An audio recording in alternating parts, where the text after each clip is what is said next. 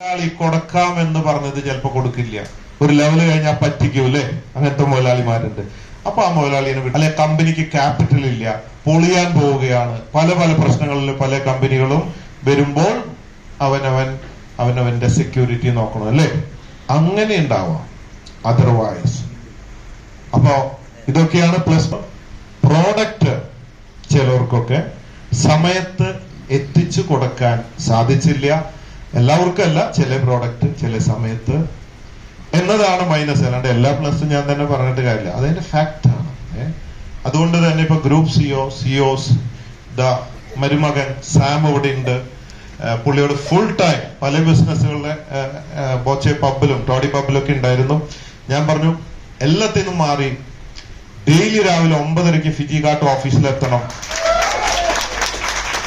അത് മാത്രം ശ്രദ്ധിച്ചാൽ മതി എന്നാണ്. ബാക്കി സ്വർണം ഒക്കെ വിട്ടോളം പറഞ്ഞു, ഞാൻ ഇത് മാത്രം ശ്രദ്ധിക്കാൻ പറഞ്ഞിരിക്കുക. കാരണം അത്രയധികം കോൺസെൻട്രേഷൻ അതിലേക്ക് കൊടുക്കാൻ പറഞ്ഞിരിക്കുക.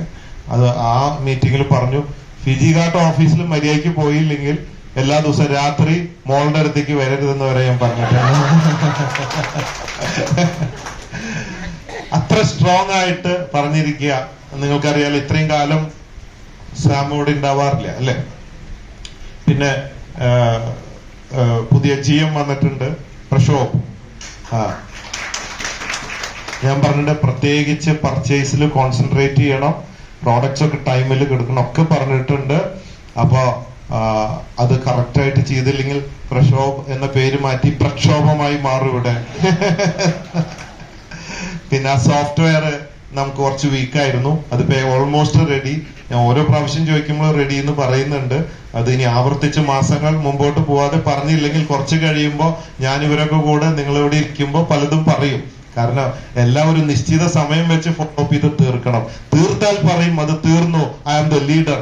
ചെയ്തില്ലെങ്കിൽ പറയും കാരണങ്ങളൊന്നും ആരും അന്വേഷിക്കാറില്ല, ചെയ്തില്ല, you are not a leader എന്ന് പറയും. അത് സത്യമാണ്. അതുകൊണ്ട് ഒരു ചെറിയ കുറച്ച് ഏരിയകള് സോഫ്റ്റ്വെയർ പർച്ചേസിൽ നമ്മൾ ഇച്ചിരി വീക്കായിരുന്നു, അത് കറക്റ്റ് ചെയ്തുകൊണ്ടിരിക്കുകയാണ്. മാത്രമല്ല, ലോകത്തിൽ ഇന്ന് വരെ ഇല്ലാത്തൊരു പ്രോഡക്റ്റ് ഒരു കമ്പനികൾക്കും ഡയറക്ട് സെല്ലിംഗ് കമ്പനികൾക്കും അവകാശപ്പെടാൻ സാധിക്കാത്തതായ സ്വർണം ഡയമണ്ട് 101 പവൻ വരെ കടം കൊടുക്കുന്ന ഒരു പ്രോഡക്റ്റ് ആണ് വന്നിരിക്കുന്നത്.